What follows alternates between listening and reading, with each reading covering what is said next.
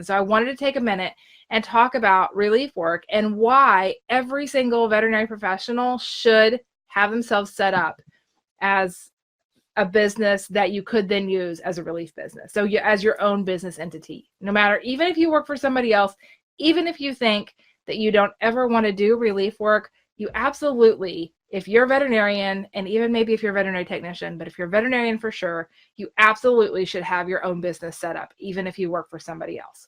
And here's why. So if you think about being an associate, you're always at the mercy of the people that you work with, and that's okay. Like when you're in a very solid, helpful, happy environment, that's a good thing. It's a good thing to have that community. It's a good thing to have other veterinarians to talk to and benefits and all of that, and being part of a bigger hospital. Absolutely wonderful. Many of us choose that path, and that's what we do for our whole careers. But just think about this. How many times are you asked to do things for friends and family, and you want to charge for it, but you don't have any kind of structure? You wouldn't even know how to start. So let's say your aunt and uncle ask you to come over and vaccinate their dogs. Well, you can figure out how to get your hands on vaccines to do it, but how do you then document it? How do you then charge for it? And if you have it set up in advance, a method of doing that, you're going to be more likely to actually charge for those things. And don't feel bad about it. Like if people are actually asking you to use your professional education to help their pets, like that is a client-patient relationship, and you absolutely should be charging for your time. You don't have to charge a ton of money, but if it's then the case of where you're doing vaccines or something like that, where you actually have an outlay of costs, then at bare minimum, you definitely want to recapture that and get that money back. So if you haven't set up any kind of formal way to do that, putting the structure in place to create your own business is the way to do it. And you can use that exact same business whenever you go and you do relief work. So independent contractors, this is where you go in and you provide a service to another veterinary hospital, and you're not on their payroll. Like you're not a part-time employee. They're not withholding taxes. You are your own business entity providing a service to them, and they pay you in a way called a 1099, where then you're responsible for your own taxes. But you want to get stuff set up in advance so that when it comes to the end of the year and you need to pay your taxes, you actually can track those expenses, and you can take advantage of that when it comes tax time. You also can provide invoices, you can accept payments, and you'll have this whole other structure set up. There's a lot of different business entities that you can choose. You can be a sole proprietor, which just means it all still runs through you, but putting that official structure in place around it so that you are a business as a sole proprietor, that actually can save you a lot of time down the road if you end up doing relief work, or if you end up doing just kind of side work, maybe a little house call on the side, helping out friends and family, whatever, so that you actually have a structure through which you can track the things that you do in that capacity. And then also obviously bring in some money for those efforts that you put out as well. So the reason that I want to bring this up today is because many of us don't realize that we're actually kind of already operating as our own businesses, but we just haven't put any formal structure around it. And the reason that we haven't is because a lot of us have no idea where to start when it comes to charging friends and family or just anybody for the little things that we are doing on the side for them in regards to their pets, where we actually could have an opportunity to make a little bit of money. Now, sometimes people are paying you, but are you tracking that? Maybe not. Maybe you aren't.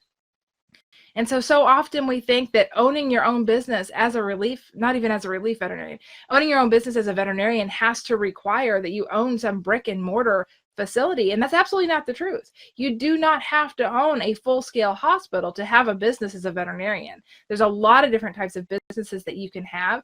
Providing relief services is just one of those. Working for house calls, doing house calls is another. Working at vaccine clinics is another.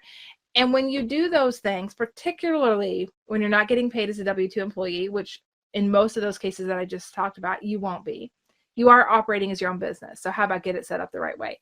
The reason I bring this up is because in my veterinary relief masterclass, which is the original name, now to be the Relief Vet 101 class, I actually go through all of that and talk about how you set up your own business.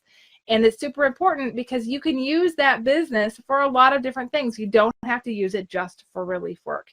You can run all kinds of things through that. So whenever you're doing these other things on the side within the scope of your veterinary world, you can then run those invoices and the scheduling and all of that through your relief vet business.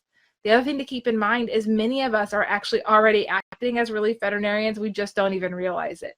So if you're picking up any kind of vaccine shifts, any secondary jobs where they're not paying you as a W-2 employee, you're already set up as a business. You just don't realize it. You are basically operating as a sole proprietor, and if they're not paying you as a W-2 employee, if they're not paying you as a W-2 employee, then you're going to get a 1099 for money that you've made over a certain amount. But any of the money that you make as anything other than a W-2 employee where they're withholding taxes, any other money that you make, you basically are self-employed. So you want to make sure that you have the things in place that you need to be able to do that appropriately. And then also realize that there's a lot of opportunity in that, because it's not hard to get that stuff set up. You can do it as a sole proprietor. I personally like an LLC, and in most cases that's free to set up, or very, very little bit of money to get that set up. And once you have that in place, now you've got that security that you can use moving forward, knowing that you're ready to go. You can take relief jobs, you've got a business entity set up, and you've also got the master backup plan, right? So no matter what happens, you already have something in place that you can fall back on and do. And it may be relief work, or it may be that you decide to do mobile practice or house calls or hospice or whatever. But if you already have that business entity set up, then you're good to go. Like, you already are 3 steps ahead of the game. So I just wanted to pop in here real quick and point that out, why I think that every single veterinary professional should have their own business entity set up and ready to go. And yes, many of us are going to use that as to do relief work, but you don't have to use it solely for relief work. And that's where the importance of understanding how to set up that business is something that you should know. Like, every veterinary professional should do it. If you have questions about that, I would be very happy to answer those questions. And honestly, just come to my masterclass. I'm doing this workshop on Thursday night, 8 p.m. Central Time. I'm going to go through the 5 steps to set up a successful relief vet business. But what I want you to hear about this is that these 5 steps to getting this stuff set up, it does not only apply to relief work. It applies really to anything that you would do as an individual doctor, owning your own business in veterinary medicine outside of the traditional brick and mortar. So this really is more of a, like, how do you set your own business up as a veterinary professional? And yes, we use that for relief work a lot, but you don't have to use it solely for that. And so if you're curious about how to set this stuff up, what all is involved, please come on over to my workshop. I'll drop a link. Actually, I think it's probably going to be in the comments. It's just joyfuldvm.com/relief workshop.